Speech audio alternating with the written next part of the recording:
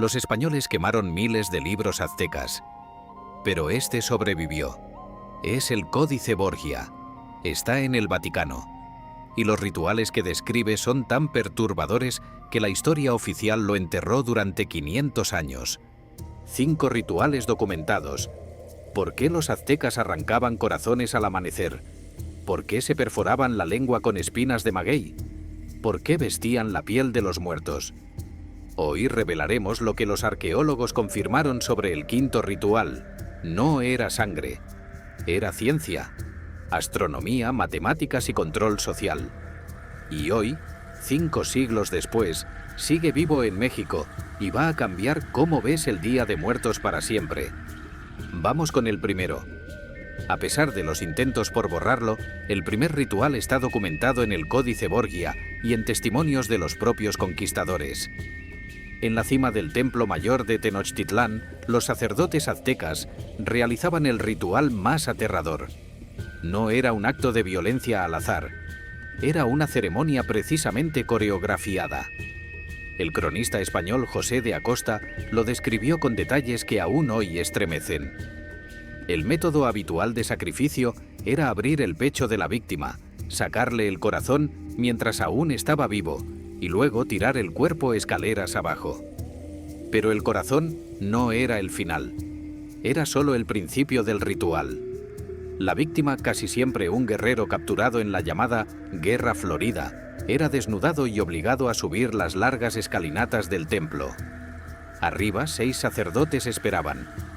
4 sujetaban sus extremidades, 1 inmovilizaba el cuello y el sacerdote principal, el Topiltzin, se encargaba del acto final. El instrumento no era de metal. Los aztecas usaban obsidiana, un vidrio volcánico que podía ser más afilado que el acero quirúrgico. El sacerdote, vestido con una capa roja y una corona de plumas verdes y amarillas, adoptaba el nombre del dios al que se ofrecía el sacrificio. Luego, con una precisión que los cronistas calificaron de extraña rapidez, abría el pecho del cautivo. La tensión de los músculos, estirados al máximo por los asistentes, facilitaba la incisión. En segundos, el corazón latía en la mano del sacerdote, todavía palpitante y humeante. El cronista describe el momento con precisión, mostrándolo, aún humeante, al sol y ofreciéndole este calor y vapor. Luego, lo arrojaba al rostro del ídolo o lo depositaba en un recipiente dorado. El cuerpo era entonces arrojado por las escaleras del templo. Abajo, otras manos lo recogían. Según los testimonios, el cadáver era llevado al hogar del guerrero que había ofrecido el sacrificio, donde era consumido en un banquete ritual. El cráneo, sin embargo, tenía otro destino: el Tzompantli, el muro de cráneos que los españoles describieron con horror. Pero esto no era violencia por placer. Cada corazón era un pago, una deuda que los aztecas habían contraído con los dioses para que el universo siguiera funcionando. Los aztecas creían que el sol solo saldría si era alimentado con el calor de los corazones humanos. Para ellos, esta era la máxima responsabilidad de su civilización. El primer ritual era sangre ajena. Pero lo que viene ahora es quizás mucho peor. Porque los aztecas no solo violentaban a otros, también a ellos mismos. Y no hablo de un pequeño corte. Hablo de espinas de maguey atravesando la lengua, las orejas y partes íntimas. Los aztecas creían que la sangre era el líquido más sagrado del universo. Pero no toda la sangre valía igual. La sangre de los guerreros capturados era poderosa, sí. Pero había una sangre aún más valiosa para los dioses: la sangre del propio oferente. El autosacrificio era una práctica común entre todos los aztecas, desde el campesino hasta el propio emperador. No era un castigo ni una penitencia, era un honor, una forma de pagar la deuda cósmica que todos los humanos habían contraído con los dioses desde el principio de los tiempos. Los sacerdotes y la nobleza eran los que más se sacrificaban, pero el pueblo también participaba, especialmente durante las grandes festividades religiosas. El cronista Fray Bernardino de Sahagún documentó con detalle estas prácticas en su Historia General de las Cosas de Nueva España. El instrumento principal era la espina de maguey. Estas espinas, afiladas y duras como agujas, se utilizaban para perforar distintas partes del cuerpo. Los lóbulos de las orejas eran el lugar más común. Pero también se hacían perforaciones en la lengua, los brazos, las piernas y, en los rituales más extremos, en partes íntimas. Fray Diego de Durán describió el ritual con precisión clínica. Se perforaban las orejas y la lengua metiendo por ellas unas espinas de maguey muy delgadas y largas. Pero el acto más extremo implicaba pasar una larga tira de paja a través de la lengua perforada. El sacerdote debía mantenerla allí durante toda la ceremonia, dejando que goteara sangre sobre hojas de papel o plumas de ave. El autosacrificio tenía un origen mitológico. Los aztecas creían que Quetzalcóatl, la serpiente emplumada, había ofrecido su propia sangre para crear a la humanidad. Según el mito, Quetzalcóatl perforó su pene con una espina de maguey y ofreció su sangre a los dioses para que los huesos de los humanos anteriores pudieran cobrar vida. Este acto fundacional estableció la deuda eterna. La humanidad debía devolver la sangre que los dioses habían dado. El antropólogo Miguel León Portilla explica que los aztecas entendían la sangre como una ofrenda de Nextlahualli, una palabra náhuatl que significa pago de deuda. Los conquistadores vieron autodestrucción. Los aztecas veían el mayor honor, devolver a los dioses la energía vital que ellos dieron primero. La autoflagelación no era castigo, era gratitud. Pero la sangre ofrecida en vida no era el único pago. Los aztecas también preparaban a sus muertos para un viaje de 4 años por el inframundo. Y los arqueólogos han encontrado la evidencia. ¿Qué hacían los aztecas con sus muertos? Durante décadas, los arqueólogos creyeron que lo sabían todo, pero en 2015, un equipo de arqueólogos del Instituto Nacional de Antropología e Historia, liderado por Raúl Barrera Rodríguez, hizo un descubrimiento sin precedentes en las excavaciones del Templo Mayor de Tenochtitlán. Encontraron, a 5 metros de profundidad, el entierro de una mujer adulta rodeada por 1.789 huesos humanos de niños, jóvenes y adultos. El esqueleto completo de la mujer estaba en el costado poniente del espacio funerario. El arqueólogo Raúl Barrera explicó que, si bien con anterioridad se habían encontrado otros enterramientos múltiples de la cultura mexica, este es el primero en el que se observa el esqueleto de una persona adulta acompañado por piezas óseas humanas de diversas edades. A 35 metros del entierro, los arqueólogos localizaron una estructura circular hueca y dentro de ella encontraron el tronco de un árbol de encino de 2,2 metros de largo y 40 centímetros de grosor. Los investigadores determinaron que el tronco databa de entre 1440 y 1469 y correspondía a uno de los llamados árboles sagrados que mencionan las crónicas de Fray Bernardino de Sahagún y Diego Durán. Según estos cronistas, para las culturas mesoamericanas, las ramas de estos árboles eran el sostén de la bóveda celeste y las raíces, los caminos hacia el Mictlán. El arqueólogo Raúl Barrera explicó que el tronco fue hallado frente a una plataforma con cabezas de serpiente y orientado hacia el adoratorio de Huitzilopochtli. Esto sugiere que no era un árbol cualquiera. Era un eje ceremonial que conectaba el mundo de los vivos con el inframundo. Los arqueólogos habían encontrado la evidencia física de que los aztecas creían en el Mictlán. Pero, ¿qué era exactamente ese lugar? Las crónicas de los españoles lo describieron con horror. Y hoy sabemos que los evangelizadores intentaron borrar este conocimiento porque amenazaba su doctrina. Los aztecas no creían en un único destino después de la muerte. Tenían 3, y cada uno dependía de cómo habías muerto, no de cómo habías vivido. El primer destino era el Tlalocan, un paraíso terrenal reservado para quienes morían por agua, ahogados, caídos por rayos o víctimas de enfermedades relacionadas con el agua. También iban aquí los niños sacrificados al dios de la lluvia. Era un lugar de abundancia eterna, donde nunca faltaba el maíz ni el agua. El segundo destino era el Omeyocan, el paraíso solar. Este estaba reservado para los guerreros caídos en combate y para las mujeres que morían en el parto, porque los aztecas consideraban que dar a luz era tan peligroso como ir a la guerra. Ambos, guerreros y madres, acompañaban al sol en su recorrido diario durante 4 años. Pero el tercer destino era el más común y el más aterrador: el Mictlán, el inframundo. Para la mayoría de los mortales, para quienes morían de enfermedad o de vejez, el viaje no terminaba en un paraíso, terminaba en la oscuridad. ¿Y cómo llegaban al Mictlán? No era un viaje sencillo. Tenían que superar 5 obstáculos, 5 desafíos que ningún alma podía evitar. El viaje al Mictlán duraba 4 años.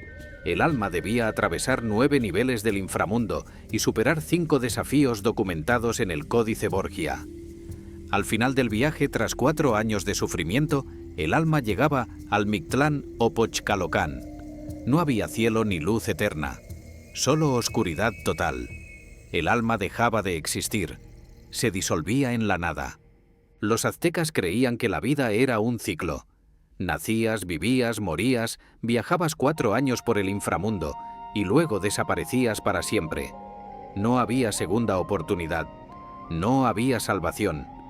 Para los evangelizadores, esta era la peor herejía. Los españoles creían en la salvación eterna, en el cielo y el infierno. Pero los aztecas no ofrecían esperanza al final del viaje, solo ofrecían el vacío. Y aún así, los aztecas aceptaban este destino con dignidad. ¿Qué sabían los aztecas sobre la muerte que nosotros todavía no entendemos? Los arqueólogos encontraron la evidencia física: la mujer con los 1789 huesos, el árbol sagrado con raíces en el Mictlán, los perros enterrados con los muertos. Pero los evangelizadores intentaron borrar el conocimiento que explicaba todo esto. Las crónicas de Sahagún y Durán documentaron algunos rituales, pero otros quedaron en el silencio. Hasta ahora hemos visto corazones arrancados, sangre propia y un viaje por el inframundo. Pero el cuarto ritual es el que más utilizaron los españoles para justificar la conquista: vestir la piel de otro ser humano. Los aztecas lo veían como el ciclo de la naturaleza. Los españoles lo llamaron obra del diablo. Y los arqueólogos han encontrado el templo donde todo esto ocurría. Los aztecas adoraban a Xipe Totec, que en náhuatl significa Nuestro Señor el Desollado. Era uno de los dioses más importantes de la época prehispánica. Los sacerdotes honraban a Xipe Totec desollando a sus víctimas y luego vistiendo sus pieles. Para los aztecas, este ritual era considerado una forma de asegurar la fertilidad y la regeneración. El desollamiento simbolizaba la renovación de la tierra, como una semilla que debe perder su cáscara para germinar. Durante décadas, los arqueólogos habían encontrado representaciones de Xipe Totec en esculturas y códices, pero nunca habían encontrado un templo dedicado directamente a su culto. Hasta 2019. Un grupo de arqueólogos del Instituto Nacional de Antropología e Historia descubrió el primer templo dedicado a Xipe Totec en la zona arqueológica de Ndajián, Tehuacán, en el estado de Puebla. El recinto mide 12 metros de largo por 3,5 metros de altura y está compuesto por 2 altares de sacrificio, 3 esculturas en piedra volcánica y diversos elementos arquitectónicos. Fue construido por los popolocas entre los años 1000 y 1260 después de Cristo, y posteriormente los aztecas lo adoptaron cuando conquistaron la región. Pero lo que los arqueólogos encontraron dentro del templo es lo que confirma que este ritual no era una leyenda. Encontraron 2 altares de sacrificio, cráneos de piedra y una escultura que representa a Xipe Totec con una mano extra colgando de su brazo, la mano de la piel que vestía. Los expertos encontraron 2 esculturas de piedra con forma de cráneo y una de un torso que representan a Xipe Totec. De un brazo le colgaba una mano extra, lo que deja entrever que el dios vestía la piel de una víctima sacrificada. En el templo también hallaron 2 agujeros en el suelo frente a los altares, que estaban rellenos de tierra y debajo de los cráneos de piedra. Los arqueólogos creen que estos agujeros eran utilizados para depositar las pieles desolladas después de las ceremonias. El torso de Xipe Totec tiene un agujero en el vientre que, según las fuentes, se usaba para colocar una piedra verde y dotar de vida a la escultura para las ceremonias. Esto sugiere que los aztecas creían que el dios podía habitar temporalmente la estatua durante los rituales. Una de las fiestas más importantes del México antiguo era el Tlacaxipehualistli, que en náhuatl significa ponerse la piel del desollado. Se efectuaba comúnmente en 2 altares circulares, uno para sacrificar a los cautivos mediante combates gladiatorios o flechamientos, otro para el desollamiento de glorificación a Xipe Totec. En este proceso, los sacerdotes se ataviaban con la piel del individuo. Según el cronista Fray Bernardino de Sahagún, el sacerdote vestía la piel durante días y se consideraba que el portador se convertía en el propio dios Xipe Totec. Pero aquí está el detalle que los arqueólogos han confirmado con restos óseos. El desollamiento no era exclusivo de los aztecas. Era una práctica extendida por toda Mesoamérica, y los españoles lo sufrieron en carne propia. El arqueólogo Enrique Martínez Vargas, del INAH, documentó un caso especialmente revelador en Zultepec, Tocoaque, en el actual estado de Tlaxcala. Allí encontraron restos óseos de una caravana de 350 personas capturadas en 1520. Los restos mostraban marcas de haber sido objeto del ritual. Los arqueólogos encontraron huesos trofeo pertenecientes a 4 personas, fémures, tibias, peronés. Las fuentes escritas del siglo XVI ofrecen una mayor cantidad de información sobre el desollamiento entre los mexicas, pero los arqueólogos prefieren partir de las evidencias arqueológicas, la escultórica y los restos óseos. Los conquistadores vieron demonios, los aztecas veían el ciclo de la naturaleza. Pero aquí está el detalle que los españoles no entendieron. El desollamiento no era un acto de crueldad al azar, era una transacción sagrada. Según el investigador López Austin, los aztecas clasificaban el sacrificio en 4 categorías. Una de ellas era la de los dueños de piel o xipeme, seres inmolados para obtener su piel y de esta forma acoger al dios Xipe Totec. Para los aztecas, el desollado no era una víctima, era un recipiente, un portador del dios. Los españoles lo llamaron barbarie porque no podían entender que la muerte para los aztecas no era el final, era el principio de la renovación. Pero el último ritual es diferente. No había sangre, no había muerte, era ciencia pura. Y los españoles lo intentaron destruir porque era la base del poder azteca. Los aztecas no tenían un solo calendario, tenían 2. Uno solar de 365 días, que regía la agricultura, y otro, mucho más misterioso, llamado Tonalpohualli, la cuenta de los días. Este calendario tenía 260 días y no se regía por el sol ni por la luna, se regía por el destino. Cada día del Tonalpohualli estaba regido por una combinación de 20 signos y 13 números. Esta combinación creaba un ciclo de 260 días que se repetía infinitamente. Y cada día, según los aztecas, tenía un destino diferente. Algunos días eran buenos para el matrimonio, otros para la guerra, y otros auguraban desgracias. El Tonalpohualli no era una curiosidad astronómica, era la base de la vida cotidiana de los aztecas. Los sacerdotes lo consultaban antes de tomar cualquier decisión importante. Nada se hacía sin antes consultar el calendario sagrado. Pero hay un elemento del Tonalpohualli que los evangelizadores intentaron borrar con especial violencia. Los Yohualtecuhtin, los señores de la noche. Los aztecas dividían el ciclo de 260 noches en grupos de 9.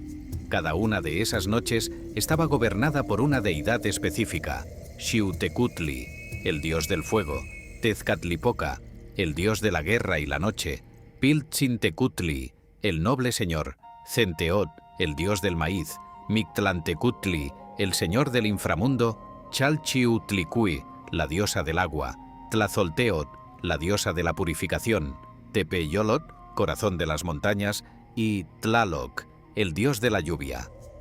Cada señor de la noche tenía una influencia sobre el destino de las personas nacidas bajo su dominio. Algunos eran benévolos, otros, como Tlazolteotl, la diosa de la inmundicia, podían augurar desgracias si no se realizaban los rituales adecuados. Pero, ¿cómo funcionaba esto en la práctica? Los sacerdotes aztecas podían mirar el calendario y decirte si ibas a tener éxito, si ibas a morir joven o si estabas destinado a la grandeza. Y este conocimiento no era superstición, era una de las herramientas de control más poderosas jamás creadas. El Códice Borgia es uno de los pocos manuscritos que sobrevivió a la destrucción española, y en sus páginas se encuentra el manual de uso del Tonalpohualli. Los sacerdotes aztecas consultaban el Códice Borgia para interpretar los signos del calendario.